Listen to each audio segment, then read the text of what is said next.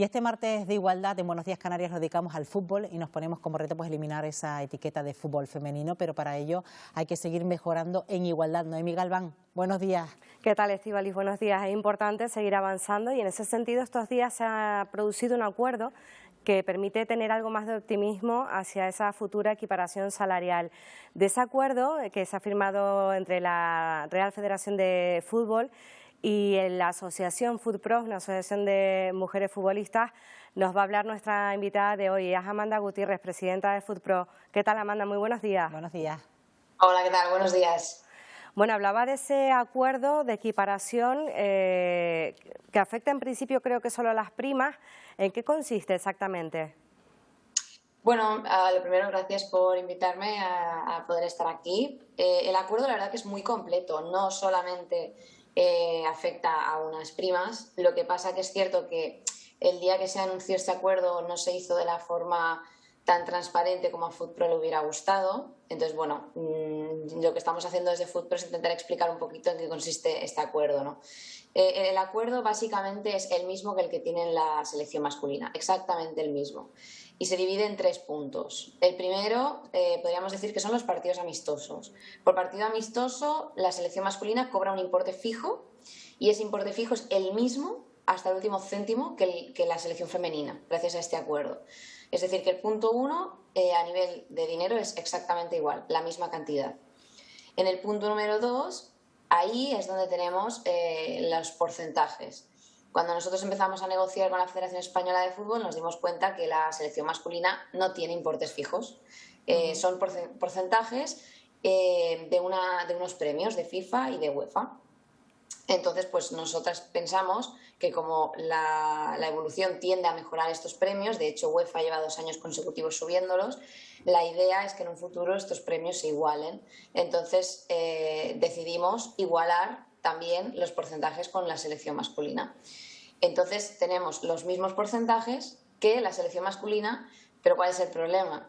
Que los premios no son los mismos. UEFA y FIFA dan muchísimo menos dinero a las mujeres por competir en los mismos torneos, que son la Eurocopa y el Mundial.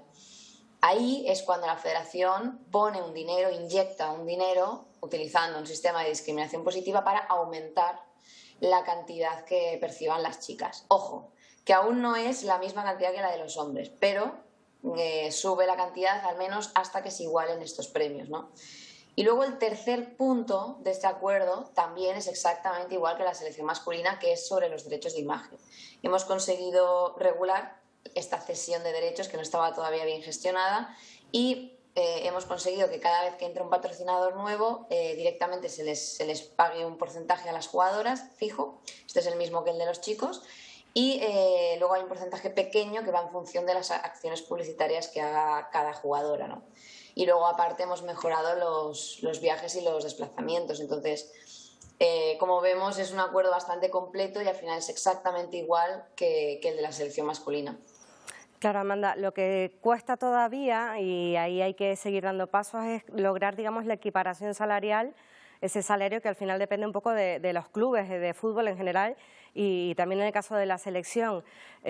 Por tener datos, ¿cuánto puede haber de diferencia de salario entre una futbolista de la selección femenina y un futbolista de la masculina?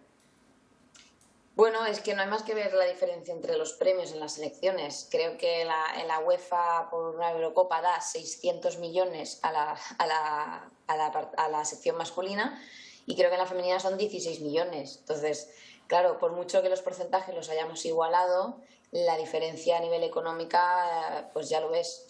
Hay que hacer esa proporción de 16 millones a 300 millones. Esa es la diferencia todavía que nos queda por solventar, ¿no? Entonces, aquí es un tema que ya depende de UEFA y FIFA y nosotros desde FUTPRO lo que no podíamos hacer era negociar un contrato hasta el 2027 con cantidades fijas, porque corríamos el riesgo de quedarnos obsoletas, dada la proyección que tiene nuestra selección femenina, claro. Lo que pasa es que en esto del mundo del fútbol también se mueve mucho por los patrocinios, Amanda, y en ese sentido, dentro de la liga regular, dentro de los clubes de fútbol, se sigue apostando más quizá por la figura masculina más que por la figura femenina. Sí, esto es otra tarea, claro. Al igual que el tema de premios, FIFA y UEFA pues tienen que entender que hay que igualar estos premios porque la competición es la misma.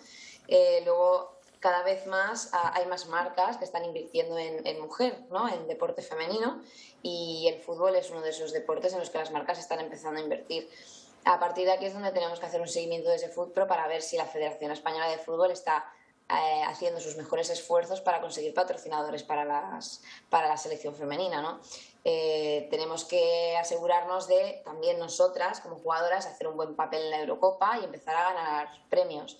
Porque esto es algo que cuando tú comparas otras selecciones del mundo que ya tienen esta igualdad incluso dineraria, te das cuenta de que es que su selección masculina no genera tanto. Y luego tenemos el caso de Estados Unidos, donde la selección femenina genera más que la masculina. Nosotros en España tenemos una situación muy distinta, en la que la selección masculina ha ganado premios, Eurocopas, Mundial, y la selección femenina aún no ha ganado nada. Entonces es un tema de que también este acuerdo hace que dependamos de nosotras, de nuestros esfuerzos y de qué vamos a hacer en los próximos torneos, Eurocopa, Mundial y Juegos Olímpicos. Claro, el caso que comentaba Amanda, Estados Unidos, es muy curioso, ¿no? Porque al final el fútbol americano, digamos que es el deporte predominante allí, no tanto el fútbol que conocemos nosotros, y que sin embargo, en el caso de las mujeres, tienen más éxitos además que en el fútbol masculino, ¿no? Hay un dato, Amanda, me consultaba en un libro de David Ferrera, Corres como una niña, que un 49% de las futbolistas no cobra por jugar ni siquiera, y solo apenas un 10% de las que cobra puede vivir de esa profesión. Sí, todavía queda mucho trabajo por hacer. Nosotros al final este acuerdo solo aplica a la selección absoluta femenina y no es un tema de salario, es un tema de una compensación económica porque tú estás representando a tu país, pero ellas no son trabajadoras de la federación. Entonces, ahora el siguiente objetivo de FUTPRO es, evidentemente, el convenio colectivo, que ya finaliza este 30 de junio. Tenemos una nueva liga y necesitamos un convenio digno, un convenio en condiciones que de verdad merezca estar en una liga profesional como la que hemos formado con el fútbol femenino, porque es que hoy en día, en la primera división, que es la máxima categoría de España, tenemos a jugadoras que están pluriempleadas, porque el salario mínimo del convenio son 16.000 al año, que te permite bajarlo a 12.000. Y hay jugadoras que están en esos 12.000. Esos 12.000 está por debajo del salario mínimo interprofesional. Entonces, hay jugadoras pluriempleadas y no podemos estar en esta situación teniendo una liga profesional, porque entonces las categorías que están por debajo estarán todavía más precarizadas que la primera división. Pues desde luego es para tener en cuenta, bueno, cuando hablamos ahora de los fichajes, de renovaciones, en el fútbol masculino, pues todo lo que hay que falta por hacer en el femenino para equiparar. Amanda Gutiérrez, presidenta de FUTPRO, mil gracias por acompañarnos y ayudarnos también a visibilizar a tantas mujeres que juegan al fútbol en nuestro país y que no lo hacen en igualdad de condiciones todavía. Gracias. Gracias. A vosotros. Un placer. Bueno, pues la verdad que da cumplida cuenta de cómo está la realidad, la radiografía del fútbol femenino en nuestro país, porque luego sí es verdad que las cosas se van regulando en la selección femenina, pero también cuánto queda por hacer en los clubes y en la liga regular. En los clubes, y eso hablando de los salarios nada más. Cuando hablemos de otros capítulos como la violencia, que se sigue produciendo también en equipos, violencias sexuales, pues hay otro capítulo aparte que también hay que tocarlo. Pues otro motivo para estar aquí en esta sección. Gracias, ¿no? Hasta la próxima semana.